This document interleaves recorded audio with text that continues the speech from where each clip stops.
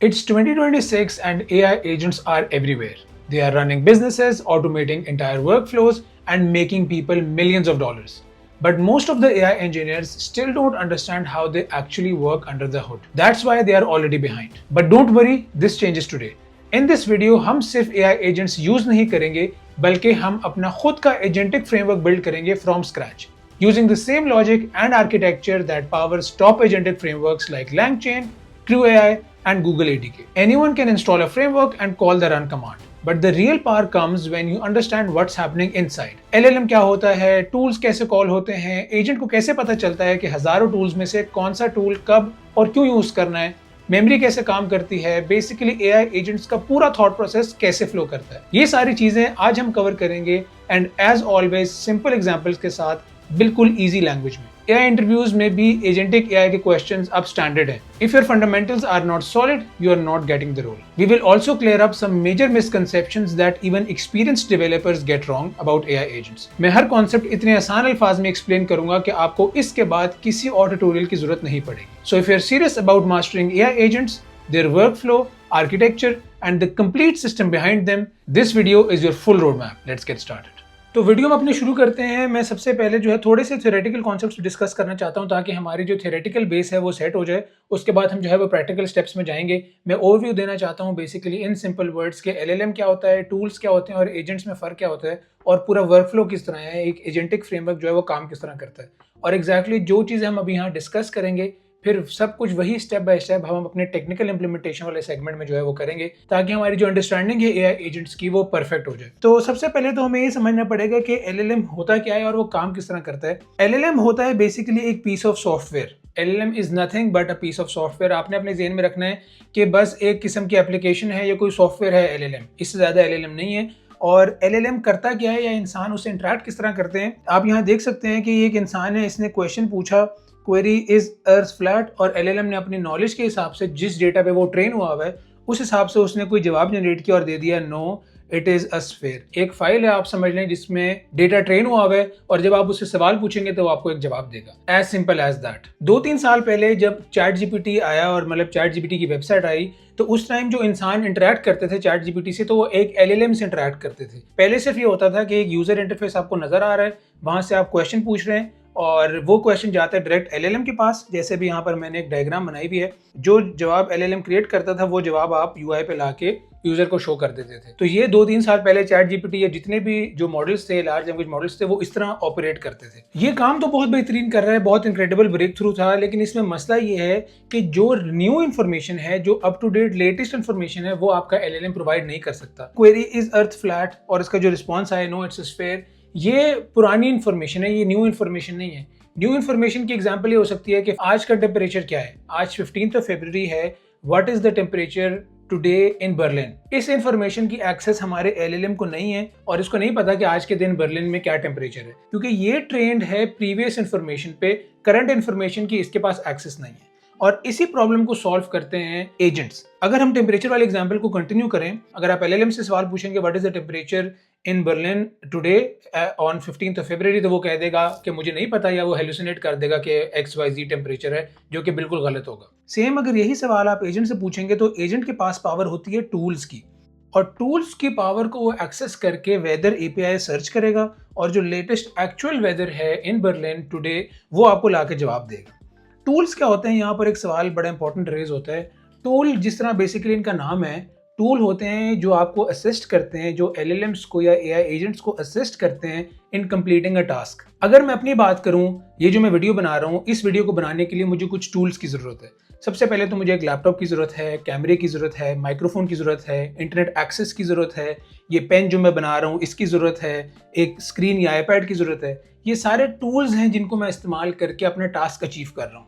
इसी तरह AI world में भी टूल्स वो चीज़ें हैं जिनको इस्तेमाल करके AI एजेंट्स जो हैं वो अपने टास्क अचीव करते हैं। तो टूल कुछ भी हो सकता है, टूल एक फंक्शन हो सकता है इन पाइथन, टूल जो है वो एक API कॉल हो सकती है, टूल कोई फोल्डर एक्सेस हो सकता है, टूल कुछ भी हो सकता है। खुद भी अपने टूल क्रिएट करेंगे आज, तो आपको टूल्स की एक्सेस और टूल्स किस तरह कॉल करता है AI एजेंट, ये सब चीज़ें क्लियर हो जाएंगी। LLM के पास टूल कॉल की कोई पावर नहीं है, LLM टूल्स कॉल नहीं कर सकता। AI एजेंट जो है उसके पास एक्सेस होती है और पावर होती है टूल्स कॉल करने की, और इसी वजह से एआई एजेंट्स बेटर परफॉर्म करते हैं। जैसे मैंने पहले भी बताया कि पहले चैट जीपीटी वगैरह 2-3 साल पहले जब वो लॉन्च हुए तो वो उस टाइम प्लेन एलएलएम्स की तरह बिहेव करते थे, सिर्फ क्वेश्चन का आंसर देते थे। लेकिन अब जो है वो एआई एजेंट्स बन चुके हैं, और जब आप चैट जीपीटी पे जाके फॉर एग्जांपल कोई ऐसी इन्फॉर्मेशन मांगते हैं, उससे जो लेटेस्ट इन्फॉर्मेशन है, बिटकॉइन की प्राइस मांगते हैं या कोई स्टॉक टिकर की प्राइस मांगते हैं, तो फौरन आपको शो होता है सर्चिंग द वेब। तो वो अपना जो वेब सर्च का टूल है, जो एआई एजेंट है चैट जीपीटी, उस टाइम वो टूल कॉल करके इंटरनेट पे जाके देख रहा होता है, क्योंकि ऑफ कोर्स उसके ट्रेनिंग डेटा में आज की प्राइस तो नहीं हो सकती। अगर फॉर एग्जांपल वो मिड ऑफ जनवरी तक ट्रेन हुआ है, तो मिड ऑफ जनवरी तक के डेटा में 15 फरवरी के बिटकॉइन की प्राइस तो मौजूद नहीं है, तो खुद तो वो जवाब नहीं दे सकता इस बात का। उसको जरूरत है इंटरनेट की। बिल्कुल उसी तरह जिस तरह मेरे से अगर कोई बात पूछेगा कि फॉर एग्जांपल यार एप्पल का स्टॉक की प्राइस क्या है, अब मुझे तो नहीं पता, मेरे जहन में हर वक्त एप्पल की प्राइस जो है वो तो नहीं मौजूद रहती कि उसके स्टॉक की क्या प्राइस है। मैं क्या करूंगा, मैं एक टूल इस्तेमाल करूंगा इंटरनेट का। उस टूल को इस्तेमाल करके इंटरनेट में मैं सर्च करूंगा कि एप्पल की स्टॉक प्राइस टुडे, जो मुझे इंटरनेट पे शो होगा उसको मैं यूज करके इस क्वेश्चन का आंसर करूंगा। तो एग्जैक्टली इसी तरह एआई एजेंट्स काम करते हैं। मैं ऑफ कोर्स ओवर सिंप्लीफाई कर रहा हूं यहाँ पर, लेकिन in simple words AI agents आपने इस तरह जहन में रखने हैं कि इंसानों की तरह काम करते हैं। एलएलएम जो है वो इंसान की तरह काम नहीं करता, वो सिर्फ आपको जवाब दे सकता है। लेकिन we as humans we can do things, we can create stuff, we can go to the internet and look for stuff. Exactly AI agents जो हैं वो भी इसी तरह काम करते हैं। उनको अगर आप सारे टूल्स के एक्सेस प्रोवाइड करें तो वो बिल्कुल एक इंसान की तरह बिहेव करते हैं। अगर मेरे पास इंटरनेट की एक्सेस नहीं होगी, अगर मेरे पास लैपटॉप नहीं होगा, मेरे पास किसी तरह भी मैं इंटरनेट की एक्सेस मेरे पास मौजूद नहीं है, और फिर मुझे कोई कहता है कि आप जो है अभी अब एप्पल की जो है वो स्टॉक प्राइस बताएं, तो मैं नहीं बता सकता। तो जिस तरह मुझे टूल्स की ज़रूरत है एक्यूरेट इन्फॉर्मेशन प्रोवाइड करने के लिए, उसी तरह एआई एजेंट को भी टूल्स की ज़रूरत होती है एक्यूरेट इन्फॉर्मेशन प्रोवाइड करने के लिए।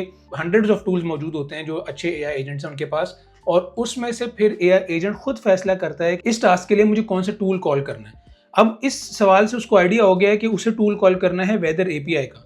वो वेदर एपीआई वाला टूल कॉल करेगा और कह देगा कि टुडे लंदन की जो वेदर प्रिडिक्शन है या वेदर टेम्परेचर है वो मुझे बताओ। वो वेदर एपीआई उसको टेम्परेचर बताएगी, और वो टेम्परेचर जो है फिर वो ला के अपने यूजर को दे देगा। ये हम सारी चीजें स्टेप बाय स्टेप जो है अपनी प्रैक्टिकल इम्प्लीमेंटेशन में भी कवर करेंगे। एआई एजेंट का जो ब्रेन होता है बेसिकली वो एक एलएलएम ही होता है, लार्ज लैंग्वेज मॉडल होता है, लेकिन उसके अलावा बहुत ज्यादा और कंपोनेंट्स भी होते हैं, जैसे मैंने टूल्स वगैरह बताया। एआई एजेंट को पता कैसे चलता है कि कौन सा टूल कब कॉल करना है, ये सारा वर्कफ्लो जो है अब हम इस पे बात करेंगे थोड़ी सी। इसके लिए मैंने एक डायग्राम बनाई है, और इससे मुझे लगता है कि बहुत आसानी से आपको समझ आ जाएगी कि basically large language model, AI agent और यूज़र ये किस तरह इंटरेक्ट करते हैं, और टूल्स किस तरह कॉल होते हैं और कब कॉल होते हैं। एग्जाम्पल हम वही लेके चलते हैं आगे कि फॉर एग्जाम्पल यूज़र जानना चाहता है कि what is the temperature in Berlin today, या लंदन या किसी भी जगह पे आज का टेम्परेचर, हमें लेटेस्ट इन्फॉर्मेशन चाहिए रिगार्डिंग टेम्परेचर। तो एआई एजेंट ऐप जो है उससे आप इंटरेक्ट करेंगे। हमारे यूज़र फर्स्ट स्टेप में क्या करेगा कि क्वेरी भेजेगा एक एजेंटिक ऐप को। वो एजेंटिक ऐप चैट जीपीटी की हो सकती है, वो एक लैंगचैन के बना हुआ ऊपर एजेंट हो सकता है, वो कोई भी ऐप हो सकती है। अभी हम सिर्फ जेनेरिक कॉन्सेप्ट समझ रहे हैं। तो वो जो मैसेज भेजा है यूजर ने, अब एआई एजेंट ऐप क्या करेगी कि उस क्वेश्चन को और साथ कॉन्टेक्स्ट लार्ज लैंग्वेज मॉडल को भेजेगी। कॉन्टेक्स्ट से ये मतलब है कि जो टूल्स उसके पास अवेलेबल हैं, अब यहाँ पर एआई एजेंट को पता है उसके पास टूल्स कौन से अवेलेबल हैं, वो सारे टूल्स, उनकी डिस्क्रिप्शंस, प्रीवियस मैसेजेस, ये सारा जो कॉन्टेक्स्ट है ये भेज देगी न्यू क्वेरी के साथ। इस क्वेरी के साथ ये एआई एजेंट जो है ये लार्ज लैंग्वेज मॉडल को भेज देगी। अब लार्ज लैंग्वेज मॉडल जैसे मैंने आपको बताया कि वो कॉल तो नहीं कर सकता टूल, लेकिन वो टेक्स्ट पढ़ के ये बता सकता है कि कौन सा टूल कब मुझे जो है वो इस्तेमाल करने की जरूरत है। अगर यहाँ पर बात हुई है फॉर एग्जांपल के वेदर पता करने की, और आपके पास 4 टूल हैं, एक वेदर पता करने का है, एक फाइल क्रिएट करने का है, एक बिटकॉइन प्राइस जो है वो पता करने का है, और एक फाइल डिलीट करने का टूल है। तो जब आप लार्ज लैंग्वेज मॉडल को बताएंगे कि यार ये 4 टूल मेरे पास हैं, ये यूजर की क्वेरी है, तो अब आप बताओ कि मैं क्या करूं। ये एआई एजेंट क्वेश्चन पूछेगा एलएलएम से। एलएलएम क्या करेगा, एलएलएम खुद कुछ नहीं कर सकता, सिर्फ वो इन्फॉर्मेशन या टेक्स्ट पढ़ के बता देगा कि यार अगर ये यूजर क्वेरी है कि हमें टेम्परेचर पता करना है, तो जो हमारा टेम्परेचर वाला टूल है ना ये कॉल करना है। उसने क्या किया, सिर्फ टूल कॉल की रिक्वेस्ट जो है लार्ज लैंग्वेज मॉडल ने, टूल नेम और आर्गुमेंट्स ये फॉरवर्ड कर दिए दोबारा एजेंटिक एप्लीकेशन पे। यहाँ पर मेन कॉन्सेप्ट समझने वाला है, यहाँ पर सबसे ज्यादा मिसकंसेप्शंस भी आती हैं एआई इंजीनियर्स में। यूजुअली लोग ये समझते हैं कि लार्ज लैंग्वेज मॉडल जो है वो टूल कॉल करता है। लार्ज लैंग्वेज मॉडल सिर्फ बताता है कि टूल कौन सा कॉल करना है, क्योंकि वो खुद कुछ नहीं कर सकता लार्ज लैंग्वेज मॉडल। जो एक्चुअल टूल कॉलिंग होती है वो एजेंटिक फ्रेमवर्क में होती है। LangChain, CrewAI जो अंडर द हुड हैं, ये एक्चुअल टूल कॉल करते हैं। जो लार्ज लैंग्वेज मॉडल आपने उसके साथ अटैच किया होता है वो सिर्फ आपको गाइड करता है या सजेस्ट करता है कि कौन सा टूल कब कॉल करना है। ये फोर्थ स्टेप आ गया। फर्स्ट स्टेप में यूजर ने क्वेरी भेजी, सेकंड स्टेप में एजेंटिक जो एप्लीकेशन है उसने क्वेरी और कॉन्टेक्स्ट जो है वो भेजा एलएलएम को। थर्ड स्टेप में एलएलएम ने क्या किया कि अपना टेक्स्ट पढ़ के बताया कि यार इस काम के लिए ये वाला टूल जो है वो ठीक है, वो कॉल कर दो। तो जो एआई एजेंट है आपका फोर्थ स्टेप में वो टूल कॉल करेगा। एपीआई कॉल हो सकती है, डेटाबेस में क्वेरी हो सकती है, कोई भी टूल हो सकता है। जितने आपने टूल्स अवेलेबल किए हैं उस हिसाब से कोई भी टूल हो सकता है। हम टेक्निकल इंप्लीमेंटेशन पे हर चीज, हर स्टेप जो है मैं आपको करके बताऊंगा ताकि आपके कॉन्सेप्ट बिल्कुल क्लियर हो जाए। तो फोर्थ स्टेप में क्या हुआ है कि एजेंटिक एप्लीकेशन ने वो टूल कॉल कर दिया है, एपीआई जो है वो क्वेरी भेज दिया है, वेदर एपीआई को हमने कॉल भेज दिया है और हमें जो है वो जवाब आ गया उस टूल का। अभी हमने उस टूल का जवाब डायरेक्ट यूजर को नहीं दिया, हमने वो दोबारा जो जवाब आया है वो दोबारा लार्ज लैंग्वेज मॉडल को भेजा है। यार आपने कहा था ये टूल कॉल करो, मैंने ये टूल कॉल कर दिया है और उसका ये जवाब आया है। तो जो टूल का रिजल्ट है वो दोबारा हम लार्ज लैंग्वेज मॉडल को भेजेंगे और फाइनल आंसर जो है फिर हमारा वो लार्ज लैंग्वेज मॉडल जनरेट करके देगा सिक्स्थ स्टेप में। अब लार्ज लैंग्वेज मॉडल के पास यूजर की क्वेरी भी है, टूल्स का भी पता है कि कौन सा टूल कॉल करना था, हमारी एजेंटिक एप्लीकेशन ने टूल कॉल भी कर ली, ये वाला जो जवाब आया है ये दोबारा एलएलएम को भी प्रोवाइड कर दिया हमने। और इस इंफॉर्मेशन को इस्तेमाल करके एक बहुत अच्छा रेडी टू प्रेजेंट आंसर जो है वो लार्ज लैंग्वेज मॉडल ने क्रिएट करके दोबारा हमारी एजेंटिक एप्लीकेशन को शो किया। अब एग्जैक्टली यही एजेंटिक एप्लीकेशन क्या करेगी कि ये जो सिक्स्थ जवाब आया है सिर्फ ये जवाब शो कर देगी सेवंथ स्टेप में हमारे यूजर को। तो इस तरह पूरा वर्कफ्लो जो है वो काम करता है। ये कॉम्प्लिकेटेड वर्कफ्लो है लेकिन बहुत सिंपल अल्फाज में मैंने एक्सप्लेन करने की कोशिश की है। 7 स्टेप्स हैं, 7 बेसिक स्टेप्स हैं। पहले यूजर ने क्वेश्चन पूछी एजेंटिक ऐप से, एजेंटिक ऐप ने यूजर की क्वेरी, टूल्स के नाम, जितना और कॉन्टेक्स्ट है, प्रीवियस हिस्ट्री वगैरह, ये सारी भेज दी लार्ज लैंग्वेज मॉडल को। इस सारी इन्फॉर्मेशन से एलएलएम ने डिसाइड किया कि यार ये सवाल का जवाब तो ये वाला टूल दे सकता है, वेदर एपीआई वाला, इस टूल को कॉल करो। जो टूल कॉल था वो हमारे फिर एप्लीकेशन ने किया।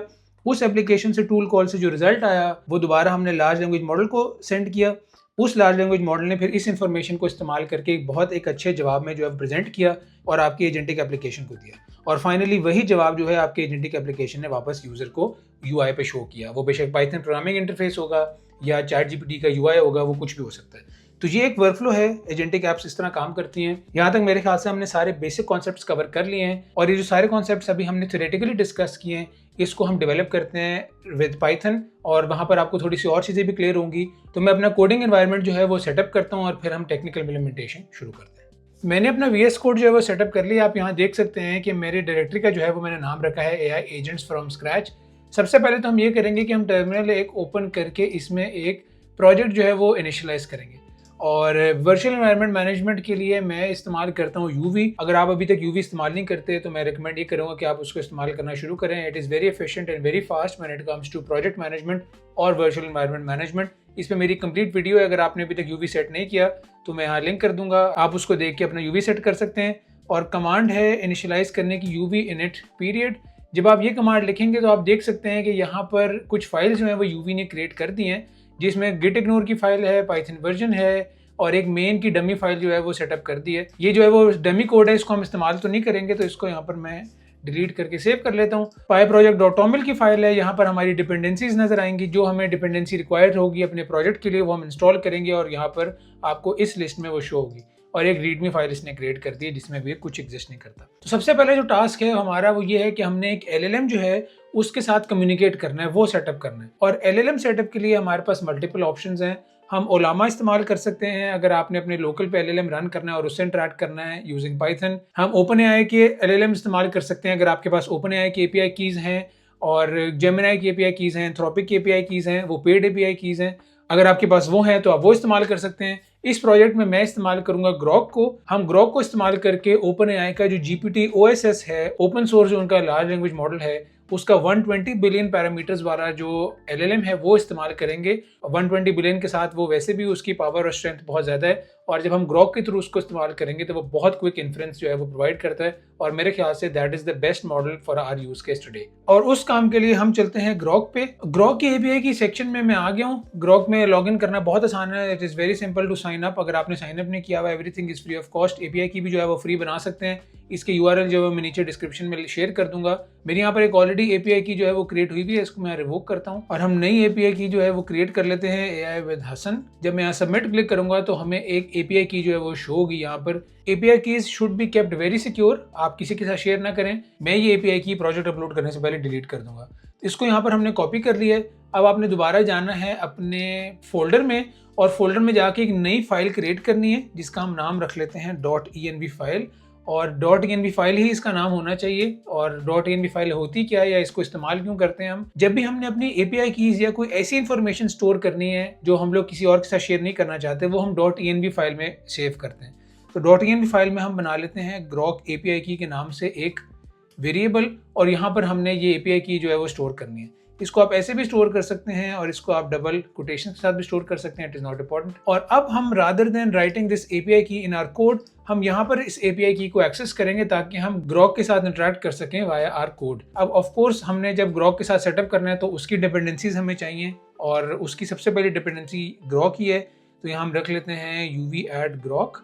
हम यहाँ पर कुछ इंपोर्ट्स करते हैं। सबसे पहले तो हम इंपोर्ट करेंगे OS और उसके बाद इंपोर्ट करेंगे हम Grok. From Grok import Grok, ये हमारा ग्रॉक क्लाइंट बनाने के लिए इस्तेमाल होगा। यहाँ पर अब थोड़ा सा LLM का कॉन्सेप्ट आपको क्लियर होगा कि जैसे मैंने बताया था कि LLM is just a piece of software, और सॉफ्टवेयर को रन करने के लिए हार्डवेयर की जरूरत होती है। तो अगर आप ओलामा जैसे लोकल सॉल्यूशंस इस्तेमाल करेंगे तो वो जो हार्डवेयर है वो बेसिकली आपका लैपटॉप होगा। यहाँ पर मैं सिर्फ ये एक्सप्लेन कर रहा हूँ कि ये जो सेटअप है फिलहाल हमारा, जो हम चीजें सेट कर रहे हैं ग्रॉक के थ्रू, ये सिर्फ एक एपीआई कॉल है टू एन LLM। वो LLM कहीं पर भी हो सकता है, यहाँ पर हम उसको ग्रॉक के थ्रू इस्तेमाल कर रहे हैं। सबसे पहले तो हम यहाँ एक क्लाइंट बना लेते हैं ग्रॉक का, ताकि हम जो है अपना मैसेज भेज सकें। ग्रॉक और API की इज इक्वल टू API की, और ये जो API की है बेसिकली ये हमें चाहिए ये वाली API की। अब डायरेक्ट हम कोड में अपनी API की नहीं लिख रहे, हम चाहते हैं कि जो .env फाइल है वहां से हमारी API की रीड हो और हमारी रिक्वेस्ट जाए। तो उस काम के लिए हमें एक और लाइब्रेरी चाहिए, हम उसको ऐड करते हैं uv add python.env from .env import load.env, और ये हम लोग सिंपल यहाँ पर इसको कॉल करेंगे। और इसको कॉल करने का मतलब है कि जो भी वेरिएबल्स .env फाइल में मौजूद हैं उसको आप इन्वायरमेंट वेरिएबल बना दें। और अब हम एक्सेस करेंगे API की, और वो होगा os.getEnv grok API की। ये जो API की हमने सेटअप की है ये बेसिकली वो API की है। यहाँ पर मैं इसको चले थोड़ा और बना देता हूँ बेहतर। ये हमारी ग्रॉक API की है। यहाँ पर हमारा क्लाइंट भी क्रिएट हो चुका है, हमने क्वेरी भी लिखी हुई है। हम चाहते हैं कि हम इस क्वेरी को भेजें अपने GPT OSS को 120 बिलियन को ऑन ग्रॉक, और वहां से फिर उससे हम जवाब रिसीव करें। तो इस काम के लिए हमें क्या करना पड़ेगा, मैं बहुत सिंपल एक कोड लिखता हूँ। अब रिक्वेस्ट में हमने मॉडल का नाम बताना है और मैसेज बताने का एक स्पेशल तरीका उसको हमने फॉलो किया है। अब इस रिक्वेस्ट को हम भेजते हैं और इसको भेजने का तरीका है completion.choices, और इसको हम यहाँ पर प्रिंट कर लेते हैं। टर्मिनल को मैं करता हूँ क्लियर, और अब हम इसको रन करते हैं uv run main.py और देखते हैं कैसे हमारा कोड जो है वो परफॉर्म करता है। तो बेहतरीन हमें जवाब जो है वो आ चुका है। ये जवाब आया है कंटेंट में, देखिए I am ChatGPT an AI language model created by OpenAI, how can I help you today. और इस मैसेज का रोल है असिस्टेंट। तो मैसेजेस में 2-3 चीजें इंपॉर्टेंट हैं। एक यूजर का मैसेज हो सकता है, जैसे हम यूजर हैं, हमने मैसेज किया तो हमने बताया कि यार हमारा रोल यूजर है और हमारा ये क्वेश्चन है। तो उसने जब जवाब दिया है उसमें उसने अपना रोल बताया कि मेरा रोल जो है वो असिस्टेंट है और ये जो है मेरा आंसर है। ये बिल्कुल यही काम हमने किया है, जो आप यहाँ देख सकते हैं एग्जैक्टली यही काम कोड के थ्रू हमने यहाँ पर किया है। अभी हमारा LLM जो है वो किसी टूल से कनेक्टेड नहीं है। अगर मैं उससे पूछता हूँ for example what is the current price of bitcoin today is 15th Feb 2026, तो ये देखते हैं इसके सवाल का क्या जवाब देता है। और अभी हमने किसी टूल से उससे कनेक्ट नहीं किया, और आप ये देख सकते हैं इसका जवाब आया, आई am sorry but I can't provide a real time financial information for the most up to date bitcoin price, please check a reliable financial news site, crypto currency exchange और मार्केट डेटा प्लेटफॉर्म। ये clearly अपनी limitations यहाँ पर बता रहा है, और this is exactly what I wanted to show कि अभी हमारे पास जो इंटरेक्शन हो रहा है वो सिर्फ एक LLM से हो रहा है, और उस LLM के पास किसी टूल की एक्सेस नहीं है, वो आपको लेटेस्ट इन्फॉर्मेशन नहीं प्रोवाइड कर सकता। यहाँ पर एक और बड़ी इंटरेस्टिंग चीज मैं आपको बताना चाहता हूँ, और वो ये है कि आप देख सकते हैं लिखा आ रहा है एग्जीक्यूटेड टूल्स नन। इसका मतलब है कि कोई फंक्शन कॉल, कोई टूल यहाँ पर इसने एग्जीक्यूट नहीं किया, क्योंकि इसके पास टूल की एक्सेस ही नहीं है। यहाँ पर आप देख सकते हैं कि एक रीजनिंग टैग भी है। जब भी आप LLM से सवाल पूछते हैं विद कोड तो उसके साथ बहुत ज्यादा मेटा डेटा आता है। जो आपका बेसिक कंटेंट है वो ये है कि I am sorry but I can't provide real time financial information, और ये सिर्फ उसका मेन जवाब है। लेकिन इसके साथ बहुत ज़्यादा वैल्यूएबल इन्फॉर्मेशन आती है।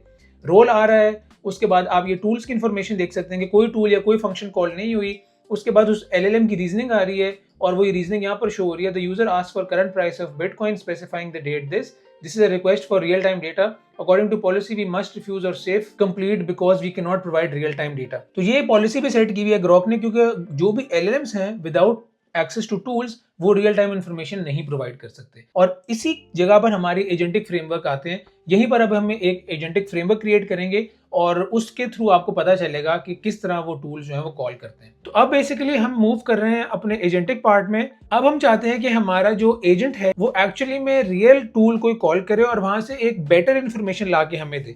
जैसे आप यहाँ पर देख सकते हैं कि यूजर ने क्वेरी भेजी, अब हमारे AI एजेंट ने जो है वो टूल कॉल किया वेदर API का और वहां से रिजल्ट ला के हमें जो है वो प्रोवाइड किया, हमारे यूजर को आंसर दिए। ये वाला सेटअप हमने जो है वो क्रिएट करना है। इस काम के लिए सबसे पहले तो हमें एक टूल क्रिएट करना पड़ेगा। जैसे हमने वीडियो के शुरू में भी डिस्कस किया था कि LLM जो है वो टूल कॉल नहीं करता, LLM टूल सजेस्ट करता है जो कि फिर आपके एजेंटिक फ्रेमवर्क्स कॉल करते हैं। तो ये हम लोग पार्ट सेटअप करेंगे। हम देखेंगे कि टूल किस तरह सेटअप करना है और टूल को अपने LLM को पास किस तरह करना है और फिर देखेंगे कि LLM हमारा किस तरह टूल सजेस्ट करता है। इस काम के लिए दोबारा मैं अपने कोडिंग सेटअप में आता हूँ और सबसे पहले तो यहाँ पर एक हम टूल का फंक्शन लिख लेते हैं। एक गेट टेम्परेचर का फंक्शन मैंने क्रिएट किया, ये हमारा बेसिकली टूल है। और आइडियली यहाँ पर क्या होना चाहिए कि फिक्स्ड टेम्परेचर की बजाय एक API कॉल होनी चाहिए जो API कॉल सिटी के अकॉर्डिंग लेटेस्ट टेम्परेचर की या वेदर की इंफॉर्मेशन लाए और फिर वापस ला के LLM को दे। लेकिन हम सिंप्लिसिटी के लिए क्या कर रहे हैं, क्योंकि हमारा वेदर कॉल करना या वेदर बताना मेन गोल नहीं है इस प्रोजेक्ट का। हमारा मेन गोल है इस प्रोजेक्ट का कि हमने एजेंटिक फ्रेमवर्क समझने हैं और AI एजेंट्स का वर्कफ्लो समझना है। तो उस काम के लिए मैंने जो है यहाँ पर हार्ड कोड किए हैं कुछ नंबर्स और यहाँ पर मेंशन भी कर दिया है कि ideally it should call a weather API to get real actual weather information. लेकिन यहाँ पर हम ये नहीं कर रहे। टूल हमने क्रिएट कर लिया है और अब इस टूल को हमने पास करना है अपने लार्ज लैंग्वेज मॉडल को। हम एक स्पेशल फॉर्मेट में जिसको टूल स्कीमा कहते हैं, यहाँ पर मैं लिखता हूँ वेदर टूल स्कीमा, वो पास करेंगे अपने लार्ज लैंग्वेज मॉडल को और देखेंगे कि फिर वो किस तरह परफॉर्म करता है। अगेन मैं बता रहा हूँ कि LLM टूल कॉल नहीं कर सकता, LLM सिर्फ टूल सजेस्ट कर सकता है। तो वो सजेशन हम यहाँ पर देखना चाहते हैं कि क्या हमारी सजेशन सही आ भी रही है या नहीं आ रही। तो ये एक स्पेशल फॉर्मेट है फंक्शन पास करने का टू एन LLM। जो फंक्शन है बेसिकली ये पूरा फंक्शन लार्ज लैंग्वेज मॉडल के पास नहीं जाता, क्योंकि ये तो बहुत सिंपल सा फंक्शन है, 10 लाइनों का फंक्शन है। क्या पता ये फंक्शन 2000 लाइन्स का हो, तो सारी इन्फॉर्मेशन हमें LLM को भेजने की जरूरत नहीं है। हमें सिर्फ 2 या 3 मेन इन्फॉर्मेशन जो है वो अपने LLM को भेजनी है और इसी वजह से हम ये स्कीमा जो है वो क्रिएट करते हैं। और ये चीज़ें अंडर द हुड होती हैं LangChain के या क्रू AI के, इसलिए आपको ये नज़र नहीं आती है। लेकिन क्योंकि आज हम अपना खुद का फ्रेमवर्क क्रिएट कर रहे हैं, इसलिए आपको इन डेप्थ सारे स्मॉल स्टेप्स, सारे इंपॉर्टेंट की पार्ट जो हैं वो नज़र भी आएंगे और आपको सारा वर्कफ्लो समझ आएगा। तो जिस तरह आप देख सकते हैं कि पहले जो टूल की टाइप है वो फंक्शन है और उसके बाद फंक्शन की कुछ चीज़ें हैं। एक तो नाम है और दूसरी चीज़ बहुत इंपॉर्टेंट जो है वो है डिस्क्रिप्शन। और यहाँ पर लिखा आ रहा है डिस्क्रिप्शन में get the current temperature in a given city. Exactly वही डिस्क्रिप्शन है जो यहाँ पर हमने मेंशन की है। उसके बाद पैरामीटर्स हैं कि आपने फंक्शन कॉल कैसे करना है और उसमें प्रॉपर्टीज में हमने सिटी जो प्रॉपर्टी है, या आप यहाँ देख सकते हैं कि फंक्शन जो है वो सिटी प्रॉपर्टी इस्तेमाल करता है, वही हमने यहाँ पर लिखी हुई है। टाइप स्ट्रिंग है और उस सिटी प्रॉपर्टी की भी डिस्क्रिप्शन जो है वो मेंशन्ड है और ये रिक्वायर्ड है। यह नजर आ रहा है कि रिक्वायर्ड जो है वो सिटी पैरामीटर है। तो इस तरह जो है हम अपना स्कीमा पास करेंगे अपने लार्ज लैंग्वेज मॉडल को। मैं हमेशा एक चीज पे एम्फेसाइज करता हूँ जब टूल्स की बात होती है कि आपने टूल का नाम और टूल की डिस्क्रिप्शन बहुत अच्छे से लिखनी है, बहुत डिस्क्रिप्टिव और बहुत क्लियर होनी चाहिए। और वो इसी वजह से होनी चाहिए क्योंकि सिर्फ वही 2 चीजें आपके LLM के पास जाती हैं लार्जली, और फिर आपका LLM सजेस्ट करता है आपके एजेंटिक फ्रेमवर्क को कि ये टूल कॉल करने की जरूरत है। तो एग्जैक्टली वही काम हमने किया है और यहाँ पर अभी हम टेस्टिंग भी करके देखते हैं कि कौन से टूल जो है वो हमारा LLM सजेस्ट कर रहा है और वो सही कर भी रहा है या नहीं कर रहा। अब वेदर टूल स्कीमा जो है वो हमने क्रिएट कर लिया है और अब यहाँ पर हम जो रिक्वेस्ट भेज रहे हैं, अपनी API कॉल भेज रहे हैं, यहाँ पर हमने अपने टूल्स भी भेजने हैं। तो टूल जो है हमारा टूल्स होगा वेदर टूल स्कीमा। अब देखते हैं कि हमारी जो API कॉल है LLM को वो किस तरह परफॉर्म करती है। और हम सबसे पहले तो ये क्वेश्चन चेंज करते हैं, what is the temperature in London right now. ये हमारी क्वेरी है और हम दोबारा अपना टर्मिनल क्लियर करके ये दोबारा जो है कोड रन करते हैं और देखते हैं हमें जो है वो एरर आ रहा है। Tools value must be an array. यहाँ पर हमने टूल जो है वो लिस्ट के फॉर्म में पास करनी है, ये हमारा एक एरर है, इसको हमने फिक्स किया है। टर्मिनल क्लियर करके दोबारा भेजते हैं रिक्वेस्ट। हाँ जी, बेहतरीन।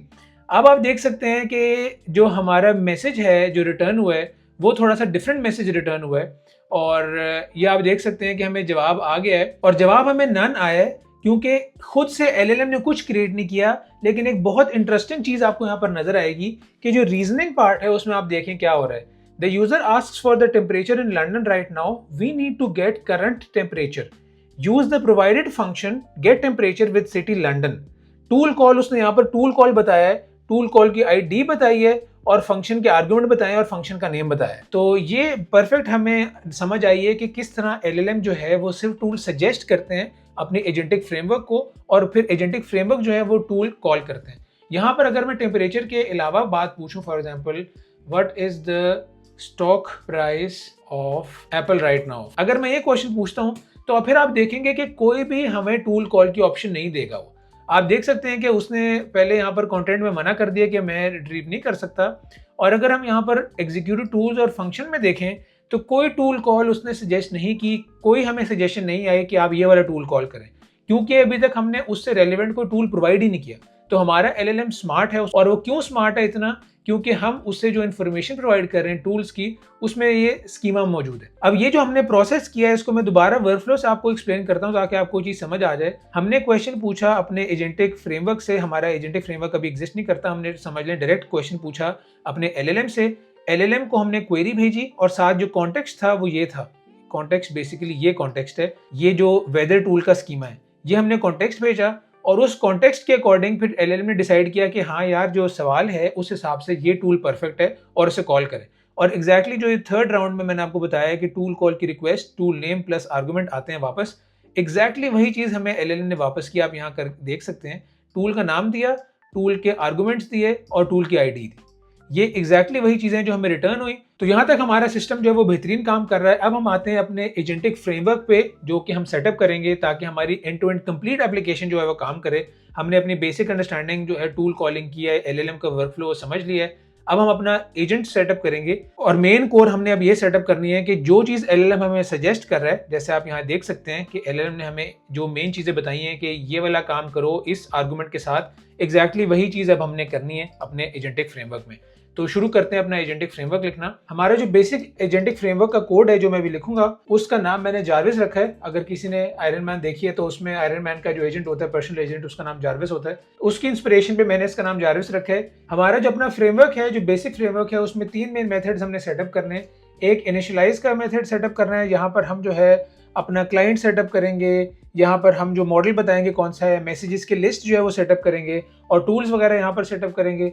फिर कॉल का मेथड है, कॉल का मेथड बेसिकली किस तरह काम करेगा, अगर हमने एजेंट कॉल करना हो, जारविस एजेंट, और साथ ये इसकी क्वेरी देनी हो, तो वो वाला जो मेथड है वो ये हमारा कॉल का मेथड होगा। इसको हम इस तरह इस्तेमाल करेंगे। और एग्जीक्यूट के अंदर जो एक्चुअल टूल कॉल्स हैं उसका सेटअप जो है हम एग्जीक्यूट में करेंगे। तो ये हमारे 3 मेन सेटअप हैं। मैं जो है आहिस्ता आहिस्ता कोड लिखना शुरू करता हूँ। यहाँ पर हमने क्या किया है कि हमने सबसे पहले क्लाइंट इनिशियलाइज किया है। कौन सा क्लाइंट इनिशियलाइज किया? जो क्लाइंट हमने क्रिएट किया था ग्रॉक का। अगर आपको याद हो, हमने यहाँ पर एक ग्रॉक का क्लाइंट क्रिएट किया था, ये वाला क्लाइंट हमने इनिशियलाइज किया है। इसको भी मैं लेकर आता हूँ और यहाँ हम इसको सेटअप कर लेते हैं। हमने मॉडल का नाम इनिशियलाइज किया है, हमने मैसेजेस की लिस्ट मेंटेन की है। अब मैसेजेस की जो लिस्ट है बेसिकली ये एक लॉग्स जिस तरह मेंटेन होते हैं उस तरह मैसेजेस की लिस्ट मेंटेन होती है। अगर आपने कभी यूआई के थ्रू एलएलएम से इंटरेक्ट किया है तो ये सारी इन्फॉर्मेशन जो यहाँ नजर आ रही है ये आपको नजर नहीं आती, आपको सिर्फ इसका जो कंटेंट है वो नजर आता है। अगर फॉर एग्जांपल अभी मैं करता हूँ अपना मॉडल रन और उसका कंटेंट जो है वो मैं आपको दिखाता हूं तो आपको समझ आएगी कि मैं क्या कह रहा हूं। तो जब मैंने कंटेंट प्रिंट किया है, सिर्फ ये वाली जो चीज है वो आपको शो होती है। जब आप क्वेरी पूछते हैं यूआई के थ्रू अपने लार्ज लैंग्वेज मॉडल से, आपकी क्वेरी होती है what is the stock price of Apple right now, तो सिर्फ आपको ये चीज शो होती है। जो बाकी चीजें डिक्शनरी में स्टोर होती हैं वो आपको शो नहीं होती। ये जो एक्स्ट्रा इन्फॉर्मेशन है ये कहीं पर स्टोर हो रही होती है, जो कि बहुत इंपॉर्टेंट है क्योंकि ये कॉन्टेक्स्ट का पार्ट है और ये स्टोर होती है मैसेजेस के अंदर। इसके अंदर सारे मैसेज स्टोर होंगे। एलएलएम ने क्या बात की, हमारा एजेंटिक फ्रेमवर्क किस तरह जवाब दे रहा है, हमारे टूल्स कौन से कॉल हो रहे हैं, ये सारी इन्फॉर्मेशन जो है वो हमारे मैसेजेस की लिस्ट में स्टोर होगी। इसमें से सिर्फ हमारे जो स्पेसिफिक मैसेजेस हैं सिर्फ वो हम यूजर को दिखाते हैं। इसके कॉन्सेप्ट क्लियर होना थोड़ा इंपॉर्टेंट है। मैं भी आपको प्रैक्टिस में भी बताऊंगा कि किस तरह कुछ मैसेजेस जो हैं वो यूजर को हम नहीं दिखाते, और वो मैसेजेस सिर्फ इन्फॉर्मेशन या कॉन्टेक्स्ट के लिए इंपॉर्टेंट होते हैं, जो कि आपका एजेंटिक फ्रेमवर्क जैसे लैंगचेन या क्रू एआई हैं वो हिडन मेमोरी में स्टोर करते हैं और वो शो नहीं होते यूजर को। टूल्स लिखा है कि अगर तो टूल्स हैं तो उसके टूल्स हम यहाँ पर बाइंड कर देंगे, अगर टूल कोई मौजूद ही नहीं है तो फिर इट विल बी नन। और सिस्टम मैसेज भी हम क्रिएट कर सकते हैं, सिस्टम मैसेज हमने यहाँ पर सेटअप कर दिया है। तो ये हमारा इनिट फंक्शन हो गया। अब हम सेट करते हैं अपना कॉल फंक्शन। ये भी बहुत सिंपल है। जैसे मैंने बताया कि जब मैसेज आएगा सबसे पहला काम हमने क्या करना है कि हमने उसे इस लिस्ट में अपेंड करना है। ये आप समझ सकते हैं कि हमारी हिस्ट्री मैनेजमेंट है और हमारे लॉग्स हैं जो हम बहुत ज़रूरी हैं और बहुत इंपॉर्टेंट हैं, और इस इंफॉर्मेशन को इस्तेमाल करके एलएलएम जो है वो बेहतर जवाब देता है और बेहतर टूल कॉलिंग जो है वो सजेस्ट कर सकता है। तो जैसे ही मैसेज आया हमने क्या किया कि वो जो मैसेजेस की लिस्ट थी उसमें अपेंड कर दिया यूजर का, क्योंकि मैसेज था तो हमने ऐड कर दिया यहाँ पर रोल यूजर और कंटेंट जो था वो मैसेज। उसके बाद हमने क्या किया है कि जो फाइनल असिस्टेंट कंटेंट है उसमें हमने एग्जीक्यूट की कमांड लिखी है। इसका मतलब है कि हमने जो ये आप देख सकते हैं जो एग्जीक्यूट का फंक्शन है यहाँ पर हम सेटअप करेंगे, तो जो जवाब टूल कॉल करने के बाद आएगा वो फिर हम दोबारा अपने अपेंड कर रहे हैं मैसेजेस की लिस्ट में, अब लेकिन अपेंड करने हैं असिस्टेंट रोल के साथ, और फाइनली फिर हमने जो कंटेंट था वो रिटर्न कर दिया। अब आता है हमारा मेन पार्ट या जो सबसे इंपॉर्टेंट पार्ट है एग्जीक्यूट का। यहाँ पर क्या होगा कि जो हमारा एलएलएम सजेस्ट कर रहा था पहले कि आप इस टूल को कॉल करें इन पैरामीटर्स के साथ, क्योंकि एलएलएम टूल तो कॉल कर नहीं सकता, ये हमने समझ लिया, सिर्फ टूल सजेस्ट कर सकता है। तो जो सजेशन थी एलएलएम की उसको एक्चुअल में कॉलिंग हमारा फ्रेमवर्क करेगा। अगर आपको याद हो मैंने वर्कफ्लो डायग्राम में भी ये चीज़ सेटअप की थी और मैंने बताया था कि जो टूल कॉल है वो हमारा एजेंट या एप्लीकेशन करती है, वो एलएलएम नहीं करता, एलएलएम सिर्फ सजेस्ट करता है। और एग्जैक्टली ये जो फोर्थ स्टेप है वो हमारा एग्जीक्यूट का फंक्शन जो है वो करेगा, टूल कॉलिंग एक्चुअली। और इसको कॉल करने का आसान तरीका है, सबसे पहले तो हम एक वाइल लूप लगाएंगे। हम चाहते हैं कि जब तक सारे टूल कॉल ना हो जाए, सारे आंसर्स हमें ना मिल जाएं, हम इस लूप में रहें। तो हमने क्या किया है कि हमने एक वाइल ट्रू का लूप लगा दिया है और इसके बाद हम अपना काम शुरू करेंगे। और हमने करना क्या है कि ये जो हमारा एपीआई कॉल है वाइल ट्रू में हम बार बार अपनी एपीआई कॉल्स भेजेंगे, और ये आप देख सकते हैं हमारे कंप्लीशन की जो एंड पॉइंट था जो हमने पहले भी हम इस्तेमाल कर रहे थे, हम अब सेल्फ के साथ इसको भेजेंगे। यहाँ पर हम एक और चीज़ सेटअप कर लेते हैं, टूल चॉइस, इसको हम रख लेते हैं ऑटो, और इसका मतलब है कि let the model decide when to use tools. ये बेसिकली एक एपीआई कॉल की कमांड है। यहाँ पर हमारे टूल जो है वो self.tools हैं, क्योंकि अब हम अपना एजेंटिक फ्रेमवर्क बना रहे हैं, ये वन टाइम थिंग नहीं है, ये एक ऐसा फ्रेमवर्क है जिसको आप इस्तेमाल करके एजेंट्स बना सकते हैं। इसके लिए हमें कोड जो है वो थोड़ा इंप्रूव करना पड़ेगा। मॉडल जो है वो अगेन हमारा इस तरह मॉडल नहीं लिखेंगे, हम लिखेंगे self.model। मैसेजेस जो है हमारे वो भी हमारे चेंज हो जाएंगे। पहले तो हमने सब कुछ हार्ड कोड किया हुआ था, अब हम जो है अपने मैसेजेस वगैरह सब कुछ जो इनिशियलाइज किए हुए हमने यहाँ पर मॉडल, मैसेजेस, क्लाइंट, ये सब कुछ जो है वो हम इस्तेमाल कर रहे हैं। यहाँ पर आप देख सकते हैं कि क्लाइंट भी हमने वही इस्तेमाल किया है, जो हमारा मैसेज रिटर्न हुआ है एग्जैक्ट उसको हमने रिस्पॉन्स मैसेज में स्टोर कर लिया। यहाँ पर अब एक्चुअल में जो टूल कॉल है वो हम सेटअप करेंगे। हम लिखते हैं if response message dot tool calls. इसका मतलब है कि हमारे एलएलएम ने क्या कोई सजेशन की है कि टूल कॉल करें या ना करें। अगर तो सजेशन की है जो कि इफ ट्रू हो जाएगा, उसके बाद हमने जो टूल कॉल्स हैं वो भी अपने मैसेजेस में अपेंड करनी है। जैसे मैंने बताया कि हर स्टेप में हमने अपने मैसेजेस को अपडेट करना है ताकि हमारी हिस्ट्री जो है वो मेंटेन हो, और जब नेक्स्ट मैसेज एलएलएम के पास जाए तो उसमें सारे स्टेप्स मौजूद हों। जितने ज़्यादा अच्छे इन्फॉर्मेशन या जितना ज़्यादा कॉन्टेक्स्ट आप प्रोवाइड करेंगे अपने लार्ज लैंग्वेज मॉडल को, वो उतना अच्छा परफॉर्म करेगा। और एग्जैक्टली ये मैसेजेस की जो लिस्ट है उसमें हम सिर्फ कॉन्टेक्स्ट ही मैनेज कर रहे हैं। और इसके बाद हमने टूल आउटपुट्स की एक लिस्ट बना लेंगे। लिस्ट बनाने का मकसद ये है कि जो टूल की आउटपुट हमें रिसीव होगी यहाँ पर, उसको हम इस लिस्ट में अपेंड करेंगे। हमारा जो अगला कोड है वो मैं क्विकली कॉपी पेस्ट करता हूँ और फिर हम इसको डिस्कस करते हैं। हमने सिंपल जो जितने भी टूल्स यहाँ पर हमें मौजूद हैं, जैसे अगर फॉर एग्जांपल एलएलएम ने जो है वो 5 टूल कहा है कि 5 टूल कॉल करें, तो हम सारे टूल कॉल पे लूप करेंगे और फंक्शन कॉल करेंगे। पहले तो फंक्शन का नेम यहाँ पर हमने निकाल लिया उस जो हमें जवाब आया था एलएलएम से, और उसके बाद हमने आर्गुमेंट्स जो है वो लोड कर लिए। ये जेसॉन जो है वो हमने इंपोर्ट नहीं किया हुआ, यहाँ मैं क्विकली इंपोर्ट जेसॉन भी कर लेता हूँ। जेसॉन हमने इंपोर्ट कर लिए और अब हम क्या कर रहे हैं, यहाँ पर बड़ी सिंपल सा काम है।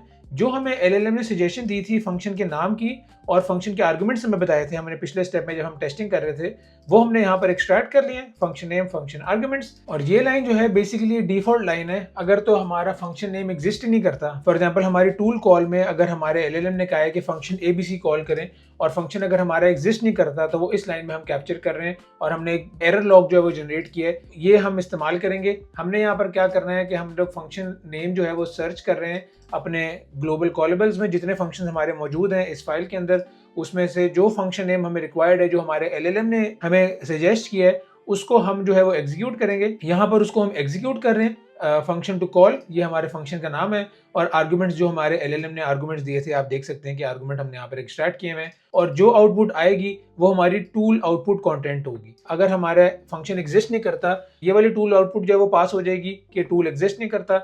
अगर टूल एग्जिस्ट करता है और उसका जवाब आ गया तो उसका फिर हम जो एक्चुअल जवाब है वो हम जो है इस टूल आउटपुट कंटेंट में सेव कर रहे हैं। और इस आउटपुट को हमने अपने जो टूल आउटपुट्स की लिस्ट हमने क्रिएट किए हुए यहाँ पर इसमें अपेंड कर देंगे। जितने भी हमारे, फॉर एग्जांपल अगर 5 टूल हमारे एलएलएम ने कहा है कि ये 5 टूल कॉल करें तो फिर आपका जवाब आएगा, तो वो सारे टूल हम कॉल करेंगे और उन सारों के जो आउटपुट्स हैं उनको हम इस लिस्ट में अपेंड कर देंगे जो हमने क्रिएट की हुई है। और हमेशा की तरह अब हमने क्या करना है कि इस स्पेशल लिस्ट को, क्योंकि टूल कॉलिंग अब हमारी खत्म हो गई है, बेशक वो एक टूल था, बेशक वो 10 टूल थे, वो टूल कॉलिंग खत्म होने के बाद हमने क्या करना है कि इस सारे टूल के जो आउटपुट हैं उसको हमने अपने मेन मैसेजेस वाले जो डेटा स्ट्रक्चर है, जो लिस्ट है, उसमें हमने अपेंड कर देना है या उसको एक्सटेंड कर देना है, और वो फिर हम अपने यूजर को एक स्पेसिफिक फॉर्मेट में शो करेंगे। ये हमारा बेसिक फ्रेमवर्क है। LangChain, CrewAI, Google ADK, इसका बहुत सिंप्लीफाइड वर्जन है, इसमें बहुत ज़्यादा इंप्रूवमेंट्स हो सकती हैं। मेरा इस वीडियो का या हमारा एक एजेंटिक फ्रेमवर्क बनाने का मकसद ये नहीं है कि हम LangChain का कंपेटिटर बना रहे हैं,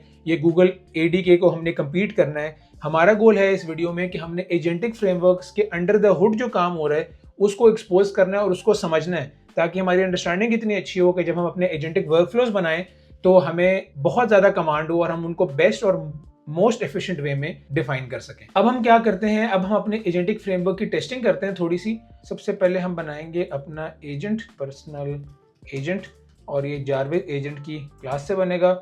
इसमें हमने क्या चीज़ें इनिशियलाइज करनी है, आप यहाँ देख सकते हैं कि हमें क्लाइंट, मॉडल और मैसेजेस और टूल्स, ये सब चीज़ें रिक्वायर्ड हैं, और एग्जैक्टली यही चीज़ हम सेट करते हैं। क्लाइंट हमारा हमने क्रिएट किया हुआ है, यहाँ पर ये हमारा ग्रॉक का क्लाइंट है। मॉडल जो है वो हमारा OpenAI का GPT OSS है, इसको यहाँ पर मैं सेट कर लेता हूँ। ये हमारा मॉडल हो गया। उसके बाद हमारी मैसेजेस की लिस्ट है। मैसेजेस की लिस्ट हमने एक स्पेशल तरीके से सेट करनी है, एक डिक्शनरी के साथ। रोल, पहले हमारा रोल जो है वो होगा यूज़र, उसके बाद हम करेंगे कंटेंट, और हम कंटेंट में डाल देते हैं ये क्वेरी। उसके बाद हमने टूल्स प्रोवाइड करने हैं, और टूल्स में अगेन हमने जो अपना स्कीमा क्रिएट किया हुआ था, वेदर टूल स्कीमा, ये हम यहाँ सेटअप करेंगे। और अगेन मैं आपको बता रहा हूँ कि there are a lot of improvements जो हम यहाँ पर कर सकते हैं। पाइडेंटिक मॉडल्स इस्तेमाल कर सकते हैं, there are so many things जो हम इम्प्रूव कर सकते हैं। लेकिन हमारा गोल यहाँ पर कोई प्रोडक्शन ग्रेड एजेंटिक फ्रेमवर्क बनाना नहीं है, हमारा गोल यहाँ पर एजेंटिक वर्कफ्लो समझना है। और इसी वजह से हम ये स्टेप बाय स्टेप बहुत सिंपल वर्ड्स में डिस्कशन कर रहे हैं और अपना एजेंट जो है वो सेटअप कर रहे हैं। अब हमने क्या करना है, अब हम जो है इसका रिस्पॉन्स क्रिएट करते हैं।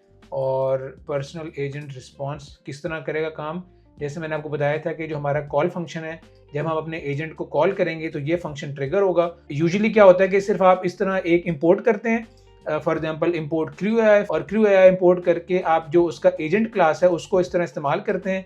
अब अंडर द हुड क्या हो रहा है, टूल्स कैसे कॉल होते हैं, वो आज हमने डिस्कस किया है, वो आपने देखा है कि किस तरह ये सारी चीज़ें जो है वो काम करती हैं। ये CrewAI वाला काम हम नहीं कर रहे, हमने अपना खुद जो है वो अपना फ्रेमवर्क बनाया और उसके थ्रू हम अब टेस्टिंग कर रहे हैं। पर्सनल एजेंट हमने सेटअप कर लिया है, हमारी जो क्वेरी है वो हम यहाँ लिख लेते हैं, बल्कि ये मैसेजेस हमारे जो है हम यहाँ पर भेजेंगे। मैं क्वेरी यहाँ लिखता हूँ और यहाँ पर हम मैसेजेस की बजाय हम यहाँ सिस्टम भेज देते हैं, सिस्टम प्रॉम्प्ट, और रोल जो है वो हमारा सिस्टम हो जाएगा। फिर कंटेंट हम दे देते हैं यहाँ पर, इसको चेंज करके you are a helpful assistant named Alex. तो जो हमें रिस्पॉन्स आएगा उसको हम यहाँ प्रिंट कर लेते हैं। हमारा कोड जो है वो आई थिंक इट्स डन। हम टर्मिनल क्लियर करते हैं और दोबारा फिर हम रन करते हैं और देखते हैं कितना परफॉर्म कर रहा है। इसने हमें एरर दिया है कि जो सिस्टम प्रॉम्प्ट है वो गलत आर्गुमेंट का नाम है। हम यहाँ पर देखते हैं, हमारा सिस्टम नाम है, हमारे सिस्टम प्रॉम्प्ट नहीं है। इसको मैं कैंसिल करके सिस्टम करता हूँ, और इसने फिर हमें को एरर दिया है, प्रॉपर्टी टाइप इज़ मिसिंग। और एरर जो है वो ये है कि हम जो अपना सिस्टम प्रॉम्प्ट पास कर रहे हैं वो हमने ज़रा डिफरेंट तरीके से पास करना है, ये हम इसको गलत तरीके से पास कर रहे हैं। अब I think it should work fine. हम देखते हैं किसने परफॉर्म करता है। एब्सोल्युटली जी, परफेक्ट। आप देख सकते हैं कि हमारा जवाब आ चुका है। हमारा एजेंट जो हमने खुद क्रिएट किया अपना एजेंटिक फ्रेमवर्क, उस एजेंट का जवाब आ गया है। वो कह रहा है कि I am sorry, I don't have the ability to look up real time stock codes, you can check Apple's current share price on financial news site and blah blah blah. Issue ये है कि हमारी जो query थी वो Apple stocks के बारे में थी और हमने एप्पल स्टॉक से रिलेटेड कोई टूल जो है वो पास नहीं किया। इस वजह से हमारा एआई एजेंट जो है वो ये टास्क अचीव नहीं कर सकता। हम अपनी क्वेरी जो है वो इंप्रूव करते हैं। हम लिखते हैं what is the temperature in Tokyo today. अब जब मैं दोबारा इसको रन करूंगा तो देखते हैं किस तरह परफॉर्म करेगा। तो परफेक्ट उसका जवाब आ चुका है। वो कह रहा है current temperature in Tokyo is 73 Fahrenheit. और अगर हम अपने टूल को देखें तो टोक्यो में हमने 73 डिग्री फ़ारेनहाइट ही लिखा हुआ है। तो इसका मतलब है कि हमारा अपना जो फ्रेमवर्क है, जो हमारा अपना एजेंटिक फ्रेमवर्क है, वो परफेक्ट काम कर रहा है। यहाँ पर रिस्पॉन्स के अलावा अगर हम एक और चीज़ प्रिंट करें तो हम देखेंगे कि मैसेजेस की जो लिस्ट है वो किस तरह शो होती है। मैं यहाँ लिखता हूँ agent.messages, तो आपको ये भी चीज़ क्लियर होगी कि हमारा एग्जैक्ट वर्कफ्लो कैसा था और किस तरह मैसेजेस में वो सब चीज़ें स्टोर हुई हैं। ये देखें जी, बेहतरीन आपको नजर आ रहा है कि हमारा पहला मैसेज था सिस्टम का मैसेज। ये देखें सारी हिस्ट्री जो है वो यहाँ मौजूद है। You are a helpful assistant named Alex. उसके बाद हमारा दूसरा मैसेज था जो हमने पूछा है what is the temperature in Tokyo today. उसके बाद क्या हुआ कि हमारे एलएलएम ने जो है उसकी रीजनिंग आप देख सकते हैं कि जो रीजनिंग थी उसमें उसने कहा है कि यूजर ने ये पूछा है what is the temperature in Tokyo today, we need to get current temperature via function get temperature. ये एलएलएम की अपनी रीजनिंग है। यूज सिटी टोक्यो और देन आंसर। ये एलएलएम ने जो है खुद से रीजनिंग की है और अपने टूल कॉल भी बताएं कि यार आप ये वाला टूल कॉल करें। हमारे एजेंटिक फ्रेमवर्क जो जार्विस एजेंट है उसको सजेस्ट किया कि ये वाला टूल कॉल करें इस सिटी के साथ। और एग्जैक्टली यही काम हमने अपने एग्जीक्यूट फंक्शन में किए और फिर हमने जवाब जो अपना शो किए। या आप देख सकते हैं कि हमारा आंसर जो था वो था the current temperature in Tokyo 73 degree Fahrenheit. तो यहाँ पर हमारे मेन कॉन्सेप्ट जो थे वो एआई एजेंट्स के और एजेंटिक फ्रेमवर्क्स के हमने कवर कर लिए हैं। होपफुली आपको ये सारा वर्कफ्लो जो है वो भी समझ आ चुका होगा। मैंने कोशिश की कि मैं बहुत आसान अल्फाज में सारे जो इंपॉर्टेंट, कॉम्प्लिकेटेड और बहुत ही वैल्यूएबल कॉन्सेप्ट्स हैं एआई एजेंट्स से रिलेटेड वो कवर करूं, ताकि आपको ट्रू सेंस में एआई एजेंट्स के वर्कफ्लो जो हैं वो समझ आ सकें और आप अपने बेहतरीन वर्कफ्लोज जो हैं वो डेवलप कर सकें। So that is all for today. I hope that you liked this video. Thank you for watching it till the end. See you in the next one.